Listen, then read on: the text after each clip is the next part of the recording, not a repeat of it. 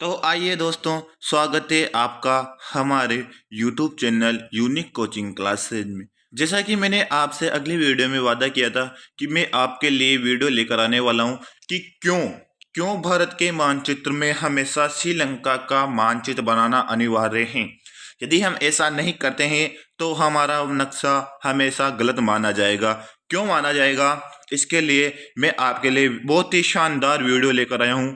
जैसा कि मैंने आपसे अगले वीडियो में वादा किया था कि मैं एक वीडियो इसके ऊपर अनिवार्य लेकर के आऊँगा दोस्तों, और उसी के उपलक्ष्य में मैं एक वीडियो लेकर आया हूँ दोस्तों।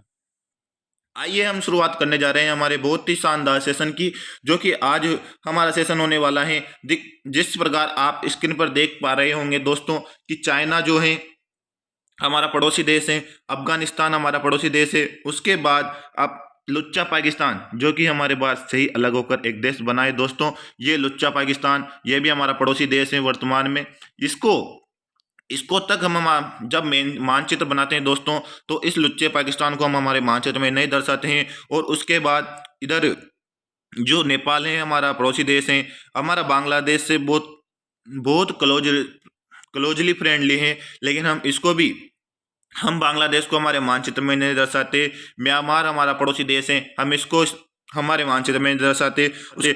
लेकिन जो आप नीचे देख पा रहे होंगे दोस्तों, श्रीलंका है, श्रीलंका की कोई बॉर्डर बात के साथ टच नहीं हो रही है, कोई ऐसा रिश्ता नहीं है, कोई ना कि हमारा पड़ोसी देश है। लेकिन फिर भी जब हम मानचित्र बनाते हैं तो मानचित्र बनाते समय हमको हमेशा भारत के मानचित्र बनाते समय श्रीलंका का मानचित्र बनाना अनिवार्य है। यदि हम ऐसा नहीं करते हैं तो हमारा मानचित्र गलत माना जाता है दोस्तों। तो आइए हम इसी के ऊपर अध्ययन करते हैं कि क्या कारण है कि हमेशा हमको भारत का मानचित्र बनाते समय श्रीलंका का मानचित्र बनाना अनिवार्य है। तो हम आगे देखते हैं।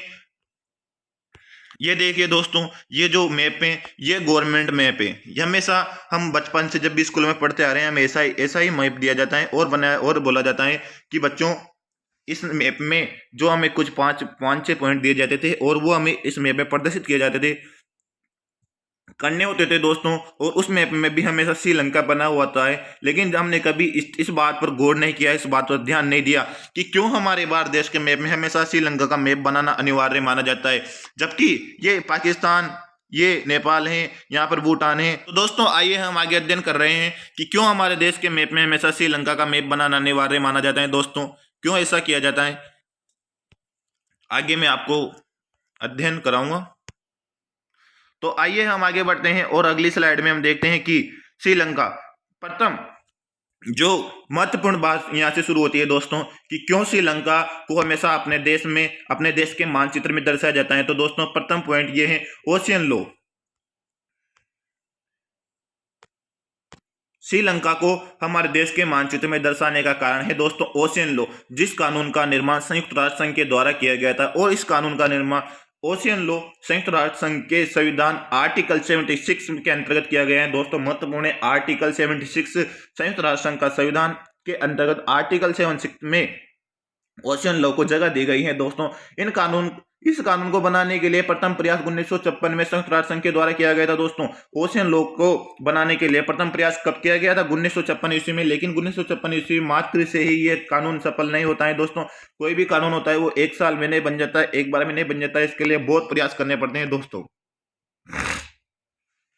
तो प्रयास रत्न है, प्रयास चल रहे हैं। 1956 में प्रथम प्रयास किया गया है दोस्तों। ओशियन लॉ का निर्माण किसके द्वारा? ओशियन लॉ का निर्माण संयुक्त राष्ट्र संघ के द्वारा किया गया है। तो आगे हम देखते हैं दोस्तों, संयुक्त राष्ट्र संघ के द्वारा प्रथम प्रयास 1956 ईस्वी में कर दिया गया है। इसके बाद में सन 1958 ईस्वी में संयुक्त राष्ट्र संघ के द्वारा, मैं थोड़ा ऊपर चल जाता हूँ, नहीं, जो सम्मेलन 1956 ईस्वी में आयोजित किया गया था, उस सम्मेलन का परिणाम सन 1958 ईस्वी में आता है दोस्तों। और उस सम्मेलन का परिणाम क्या आता है? United National Convention on the Law of the Sea. यह एक कानून है दोस्तों। इस कानून के अंतर्गत 1958 ईस्वी में यह पारित किया गया था। लॉ ऑफ द सी के तहत समुद्र और विभिन्न देशों की सीमाओं को लेकर संधियां और समझौते किए गए दोस्तों। इसमें कई अंतर्राष्ट्रीय देश शामिल हुए। इस कानून के अंतर्गत ही कई समुद्री समझौतों को मान्यता प्राप्त की गई दोस्तों। लेकिन यहाँ पर अभी हमारा मुद्दा क्लियर नहीं होता है। यहाँ पर सिर्फ समुद्री कानूनों और समझौतों को लेकर बातें की जाती हैं दोस्तों। और हम आगे बढ़ते हैं। आगे क्या होता है, किस प्रकार हमारा कानून जो है वो वर्तमान स्थिति में आता है दोस्तों। इसी कानून को लेकर कौन सा कानून, वही कानून और वही सम्मेलन 1956 कानून वही चल रहा है। कौन सा, लॉ ऑफ द सी, समुद्र के कानून। इस कानून को लेकर सन 1973 से 1982 ईस्वी के मध्य तीसरा संयुक्त राष्ट्र सम्मेलन आयोजित किया गया दोस्तों। इस कानून को लेकर सन 1900, यहाँ पर थोड़ी मिस्टेक आ रही है दोस्तों, यहाँ पर सन है दोस्तों। टेक्निकल टीम जरा ध्यान दें, हमारे यूनिक कोचिंग क्लासेज की टेक्निकल टीम को बहुत बहुत बधाई। इस गोले को लेकर बहुत अच्छा काम कर रहे हो आप। इस कानून को लेकर सन 1973 से 1982 के मध्य तीसरा संयुक्त राष्ट्र सम्मेलन आयोजित किया जाता है दोस्तों।